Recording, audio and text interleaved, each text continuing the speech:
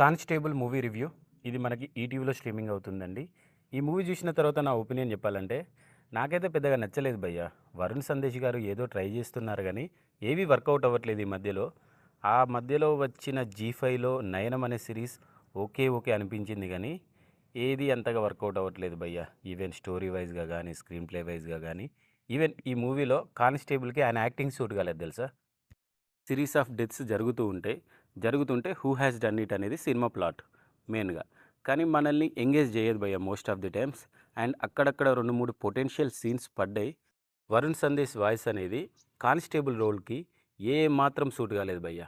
ఆయనకు advantage వాయిసే, disadvantage కూడా వాయిసే. ఆ వాయిస్‌తో లవ్ స్టోరీస్ తోటి ఎంగేజ్ చేయొచ్చు గానీ, ఇలాంటి constable, horror type, crime thriller లాంటి మూవీస్‌కి మాత్రం కొద్దిగా బేస్ వాయిస్ ఎక్కువ ఉంటే బెటర్ అని నా ఒపీనియన్. ఇక మిగిలిన వాళ్ళంతా ఏదో అలా అలా సర్దేశారు. ఈవెన్ డైరెక్టర్ కూడా సర్దేశాడు. ఎందుకంటే మనకి కిల్లర్ యొక్క బ్యాక్ స్టోరీయే చాలా కామెడీ అనిపిస్తది. That's it for the review అండి. ఇలాంటి మరిన్ని మూవీ రివ్యూస్, అప్డేట్స్, రికమెండేషన్స్ కోసం మా ఛానల్‌ని సబ్స్క్రైబ్ చేసుకోండి. Thank you so much. Love you all.